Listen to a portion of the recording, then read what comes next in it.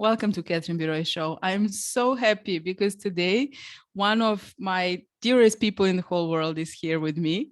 With a background in journalism and media management, Sofija Janosevic is the Human Resources Director at the Energy Year, a global business intelligence and network company. Sofija quickly worked her way up to direct successful projects, developing long-lasting collaborations with key energy authorities and private companies in the UAE, Qatar, Iran, and China. Sofija has participated in numerous strategic stakeholder meetings with government officials, ministers of energy, and heads of national and international oil companies. Additionally, she has participated as a speaker leading energy conferences on the topic of inclusion and diversity in the energy industry. Most recently, she moderated the panel discussion on the topics of the mental health in the workplace and women's economic empowerment, with the participation of officials from World Bank, United Nations, Microsoft, etc. Now, my favorite part, Sofija has lived in 10 countries since 2008 due to her current job and previous job as a model. She started doing modeling professionally when she was 19 years old and had the chance to live in Paris, Milan, Hong Kong, and Singapore and work for Chanel, Gucci, and other fashion brands. Welcome, Sofija. I'm so happy to have you here with me. How are you today? Thank you so much, Catherine. Thank you. Thank you for inviting me. It's a great honor and pleasure to be here to talk to you and together to share our stories with your audience. Well, I'm doing good. I'm doing great today. Yeah, it is Monday, but it's still like it's a very, very good day, especially because I'm meeting you. Oh, I'm happy to hear that. Feelings are entirely mutual. I would like to start with your story from the beginning. You started with modeling when you were just 19 years old. How that life was like?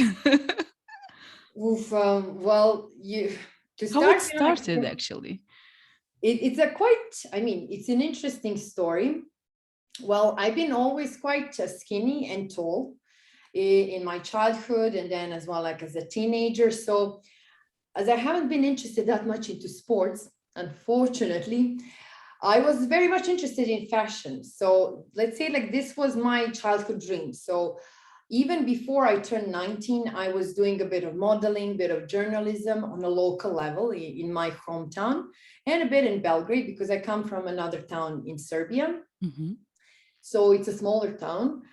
And so basically, I have to say during those years that modeling did kind of help me accept myself. Mm-hmm. Because being a teenager and not being happy with your physical look, like as a tall and skinny, and I did have a certain nicknames. I have to say, kids can be quite direct. Modeling really helped me to understand myself and accept myself. So when I turned basically close to finishing my high school, Mm-hmm. I participated in a contest. I'm not sure if it still exists today. It's called Elite Modeluk. Mm-hmm. It used to be very popular because we are talking now about modeling before Instagram Mm-hmm. and before social media. So it's a very different, a very different business model compared to, I believe, what's happening now. Mm-hmm. So after participating in that contest, I took a second place on a local level in Serbia. And then after that, I had a chance to basically work first in Singapore Mm-hmm. through my mother agency here in Serbia. Mm-hmm. And it was a bit interesting considering that I was just about to graduate from high school. Mm-hmm. Mm-hmm. So for me to be able, let's say, like to fulfill and to take on this opportunity, I had like so much support, not only from my parents, who are always like my greatest support, always, also from my professors from the high school, Mm-hmm. from the head teacher and the rest of them, because I had to be absent for like a month and a half or so. Mm-hmm. And then when I came back to Serbia, I graduated everything. I went into university as well. Like, so this was a bit of let's say like the beginnings of professional modeling Mm-hmm. that really gave me a lot, especially in those young age formative years, like when you're going through your 20s, when you're still like figuring out yourself. So throughout modeling, like from a girl that was, I cannot say for myself that I was ever shy, but I would say that I was a bit insecure about my physical looks, and then getting into modeling where I was actually like admired for how I look. So it was like a huge change, but it did teach me a lot. It did help me to be, just happy with myself at the end of the day. I would never say that, like you were insecure. Like that's like not in my visual space at all. Well, yeah, I don't think even like even my friends or like I mean, like my mother was always very supportive, but when you're a kid, I think like growing up in a smaller town, and I remember, like my friends are always, are still great and family, but there were certain kids that would ask me, like when we have like in school, when we have a break, they would ask me, do I eat anything? And there were people, like imagine you're asking a kid that is, I don't know, like 13, 14 years old, and they're asking like, oh my God, you're so skinny, like, do you eat anything? And then you're like, what you're supposed to answer? Like, of course I eat. And I remember even forcing myself to eat much more than I'm actually like hungry, just to show them this. I think, well, I'm not sure how it is now, but I don't think it's easy to be a kid even. But back then, like, yeah, it made me, to be honest with you, yes, I was, when I think about myself before, let's say, like starting professional modeling, and now, and thinking about myself in those teenage years, and even before that, I was not, let's say, like I didn't appeal like someone who is insecure, but I was, in a way. That's so beautiful from you to share. Actually, like a little stork, like everybody would say, oh my God, like she looks like a giraffe, or like she looks like a stork. But you made the twist. You showed them. You made the twist. You showed them all. Like you were just not belonging there, and that's like that wasn't your environment. What I'm impressed with also is that you lived in 10 countries. And how do you experience that? Like, I guess the culture is very different, like in Singapore, in Paris, of course. But what opportunities or challenging you were facing? Like 10 countries, it's very nice experience. What's the most beautiful and the most challenging thing that you have experienced? I have to say, like, because my first, like when I started doing modeling, like the first destination at that time was Singapore, after that like Hong Kong, Paris, Milan. But as someone, just graduating high school, I did travel, but throughout Europe. So going to Singapore, I remember when they told me that I'll be based there for a while, like there was a fashion week, so I was basically contracted to do the fashion week. But the thing is, like one of my classmates at that time, like we didn't use internet much. So, I mean, it's not like I'm so old, but still like, to be honest with you, like internet was, like we used to, like spend our free time very much differently than today. But I remember she told me like, oh my God, you're going to a country where they actually clean streets with detergent. I'm like, what? Like, what kind of country is that? Like, it must be a great country. So going over there, I think I felt like for the first few days, I really felt like I am on another planet. It's just like, it's a very technologically advanced, even at that time, country, very clean, safe as well. Food, of course, like Asian food. So very much different, but I managed to gain like a lot of friends.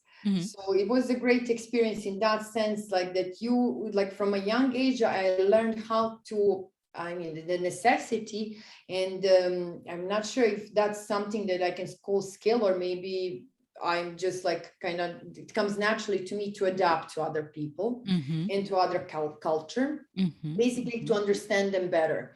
So in a way, like even though I was quite young, I was professionally engaged in, like was doing, like at the end of the day, like modeling is a business. So you work with the clients and with people like different nationalities. So you really have to like adapt to them and to understand them better.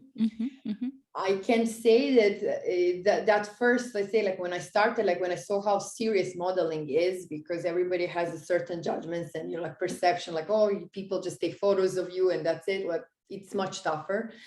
I think like after a few days, I was like, oh, maybe this is not for me. Let's change Honestly, like something. going to 10 castings and then like doing the fashion shows, and then like they're pulling my hair. And then after that, like it's so difficult to wash it because they put like so much hairspray and I don't know, like different products.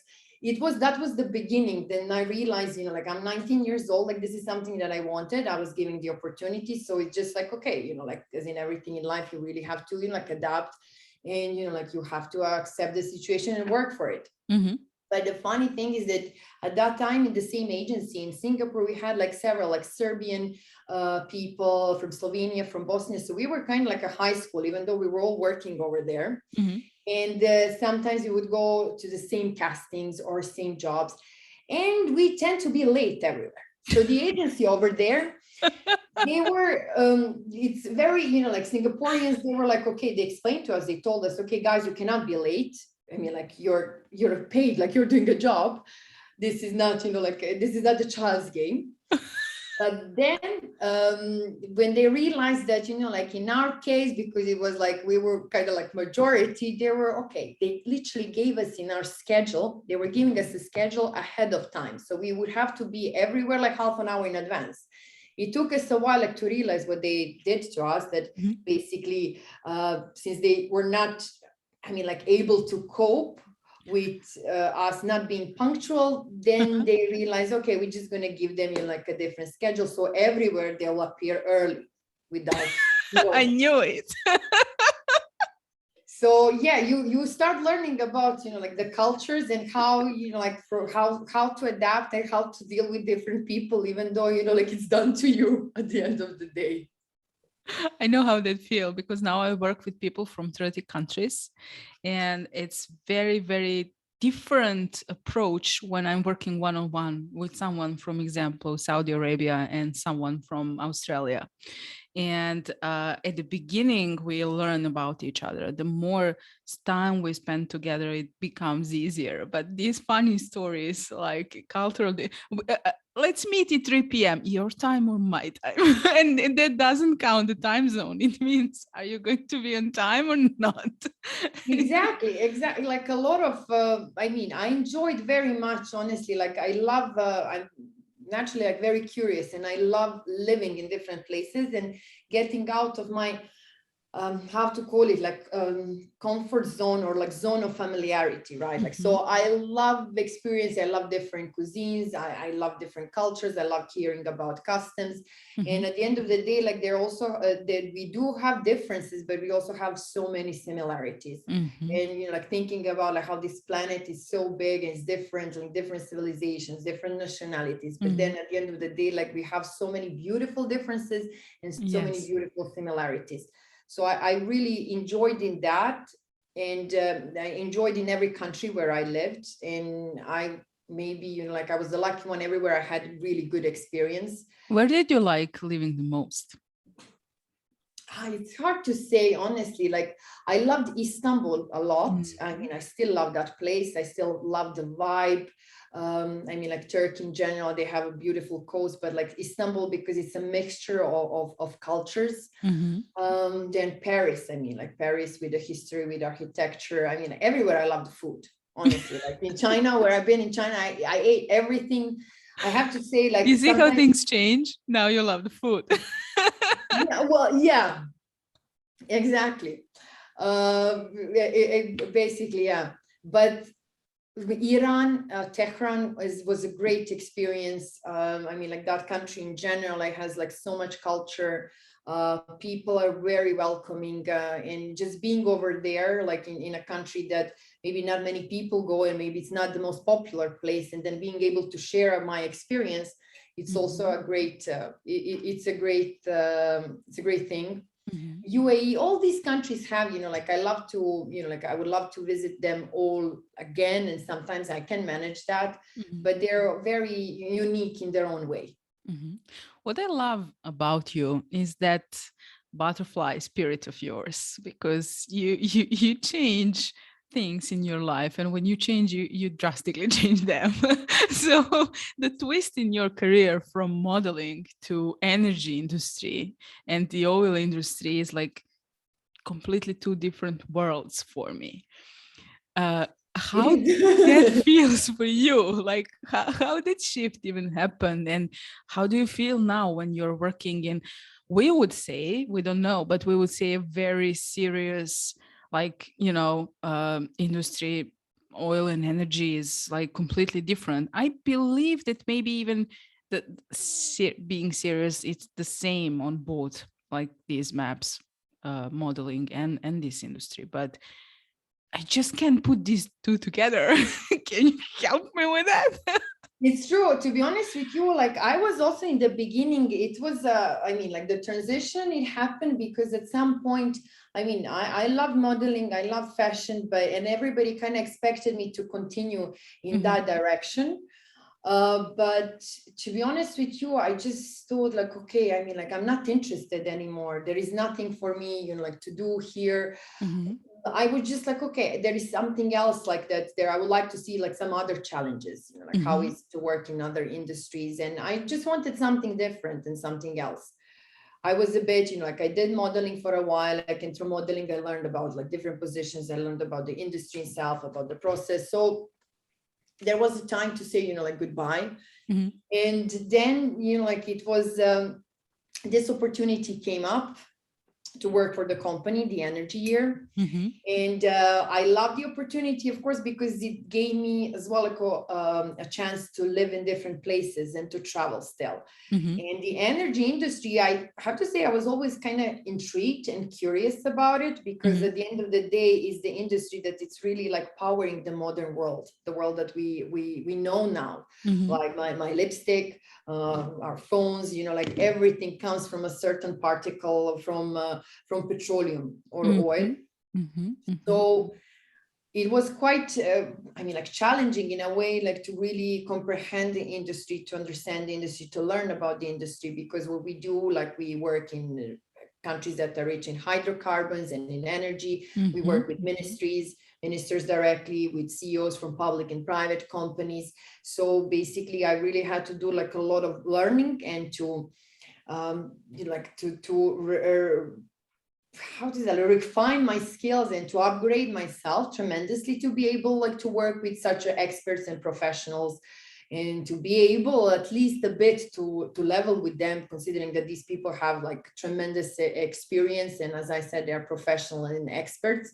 So to learn also from them, it is a different industry in a way that, it's kind of, it is a shift. It is beautiful because, I transferred from programming and information technology to actually doing what I'm doing now. And it's completely different shift. And I'm enjoying, and I love this because it's different, and I'm learning every day and moving the needle every day and trying something new. And that's kind of nice. But now when we look back to that girl who was 12 or 13 years old, and you now, what would you say to her? Well, I'm not sure. I mean, like, just, like, just go with the flow at the end of the day. It's a quiet ride. But, the funny thing that actually happened, because we are producing, like, we're organizing events, we're doing a lot of things, we are producing reports as well. Like, but what I have found recently in my hometown, in my room, that when I was maybe like 12 or 11 years old, I used to make like, I would take like an empty notebook. And then over there, like I would put, like pictures, I would write different articles, and I would make, let's say, like my own publication. I did the same. And then, like at the end of the day now, what I have been doing when we started with the company, and basically I was working on different projects in Iran, in UAE, in Qatar. I was part of like the team that is making, like a report, a publication sort of, and I was literally doing what I kind of manifested like when I was 10, 11, but just I would never think it would be in oil and gas industry at that time, because I don't think I was even familiar with that industry and knowing anything about it. But I just think it's, like it's the industry that as mentioned, like it really powers the world. It is, I have to say, as of now, but the industries, the companies and ministries and organizations are working more. It's a bit male dominated, but things are changing. And of course, for these kind of like big changes, it does require a certain time. But even though it's like, you know, like some people maybe have like prejudice, or they think, you know, like a bit stereotypes about the industry, it's quite exciting to work in.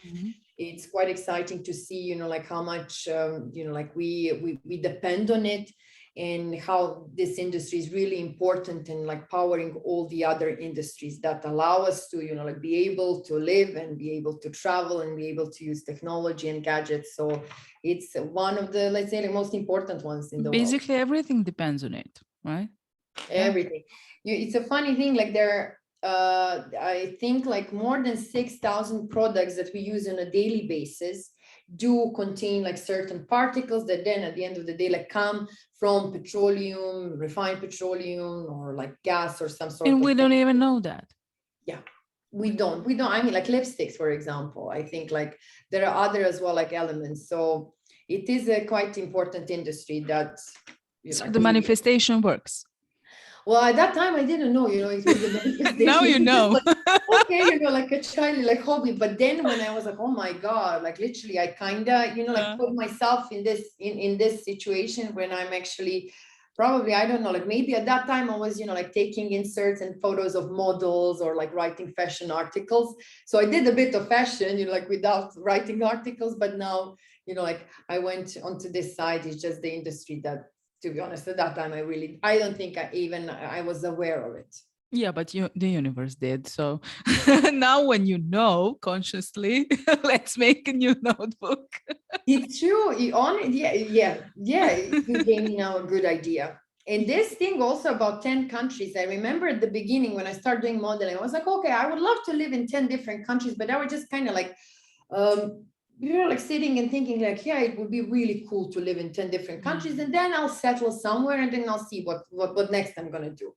So then, you know, like to look back and to experience, but it's just, you know, like sometimes the things happen quite fast. And when you're, I would say, like enjoying the process, you kind of don't pay that much attention to, you know, like to the changes that are happening and moving from one country to another. You just enjoy it and enjoy. It's very beautiful now when we talk about it and we look at the timeline, how everything actually unfolded, because you actually created it. just you were not aware maybe at that time, right? I think that's the case. And all of us, like when we put like certain, like say like intention, but the real intention, and I would maybe say like pure intention into something, that eventually it will happen. Like, but you just, you know, like maybe. Yeah, I was smiling because I did the same. First time it was just like that. I was playing around, but now I'm doing that consciously. I have to start doing it consciously, you know, and like it I am works. probably because it works, you know, like at the end of the day, it really did work. When you think about it, it really did work. Because now when I'm doing this job, I actually meet amazing people who I would maybe never meet. You and I were met on NLP training actually, and you know, I can feel people's energy, and I really can, like, you know, sense. I'm not kinesthetic, as they say. There is a lot of different layers of every one of us, but I felt and I sensed your beautiful energy. And when you did the presentation on NLP, you said you were a little bit anxious. We all were amazed with your presentation and how that looked like, and you're just like a sunshine when you come into the room. I don't know if you know that. So but Thank you. Maybe that little girl who was like 12 or 13 years old needs to hear this now, because you truly are a sunshine, and I'm very happy that we met. Now we're going to have a little bit of fun because I'm going to I need to get ready. I need to get focused. Pressure like, on what did you prepare? What kind of surprise? Well, my audience love this part the most. My guests hate it, so get ready. Okay. No, I will just ask you a few fiery questions, very simple ones, and you have like 10 seconds to answer to me, and you will hear this when the time is up. Okay. But yeah, like, what's your favorite book? Man's Search for Meaning, Viktor Frankl. Ooh, I love One that of my one. favorite books. I love Sorry? that. I love that one. It's one of my favorite too. Yeah. Well, I mean, there are more, but Mhm. yeah, but if I have only 10 seconds, then I choose this one. It's the first one that came to mind. This is why I love this game, because first thing that comes on our mind has something to tell us too. What do you like to do at your spare time, if you have any? I like to daydream. That's Oh, something that I like to do in my spare time.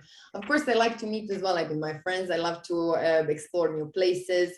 I love to have conversations with people, like different kind of people, because at the end of the day, like you learn from each other a lot, and that's something that I like doing, or reading or learning something new. mhm. But also like daydreaming. I think we all do that, like in a spare time. It's good to do it in a spare time, because if you're working and doing daydreaming, like you should be focused on your daydreaming. But yeah, I mean, different things, like different things, but mostly like if I would have to, I love, like meeting new people and learning new things and hearing new things and experiences. And of course, I love my current friends that have been my friends for, I don't want to sound like, yeah, I love meeting new people and the old ones, like the current people do not interest me. I love them so much. But yeah, I just, like learning about like anything that might like triggers me here, like I don't know, Uh-huh. like here solar plexus or whatever, it's like Uh-huh. here. Uh-huh. I didn't cut this with 10 seconds because of the daydreaming. Because that's a kind of manifestation too, right? So yeah, I love that too. Being on my own with myself and actually just really daydream. And again, when we do that consciously, and I'm very happy that you are from Serbia and that you actually maybe subconsciously, maybe you will now consciously use it, but it really works, because that's how we feel good. That's the way of, the good state in our mind, and then we create from there. And you have created amazing career from your when you were 19 until now, and I can't even imagine what is going to happen next. But I am so grateful that you've been guest on my show. Thank you so much. I truly enjoyed, and I hope that you did too. Oh, I loved it. I loved it. And really, this is the end, like we should, we're going to We continue will do it more. again. I've been also like Catherine, I worked in sales, business development. We're very talkative people. So it's like for us, like I'm not Yeah. sure if anybody is going to listen, but I can talk all day. I can listen as well. Yeah, that's one of the very important skills.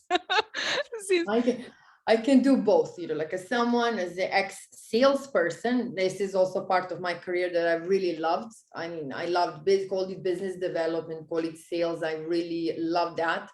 I loved, like being successful at it, but also like having like, let's say like failures and like certain, like rejections when you work in sales. So there I learned as well, like to talk, but also more important to listen. I just interviewed someone I told you before, who is a sales expert, and she said the same. The more important is to listen. Let's make a deal. This is the first part of our interview, and the next one is going to be about sales. Well, the next one is that if you live, like in another 10 countries, like in the next, like then we'll have I'll invite you for another podcast. I always have fun with you, and you're such an amazing human being, and you're truly a sunshine every time I see you. And I know a lot more people are sharing this experience, and I'm very, very happy that we have met and that I had the opportunity to talk to you. But this is the first part because I just said that publicly and promised. We're gonna have the sales podcast. We are going to have another one in a few months. And until then, I wish you a very lovely day. And thank you so much for being my guest. Thank you so much, Catherine. Thank you. Thank you. I mean, also it's a pleasure of mine to, I had a chance to meet you, the training actually that together we have done. And that's why, this is one of the, let's say, like beautiful things that I like to do in my spare time, to meet people such as you, and who can, who share their own experience, who are very, how to say, like very generous with advices. And I'm happy to have you as a part of my network. Feelings are mutual. Bye. Thank you.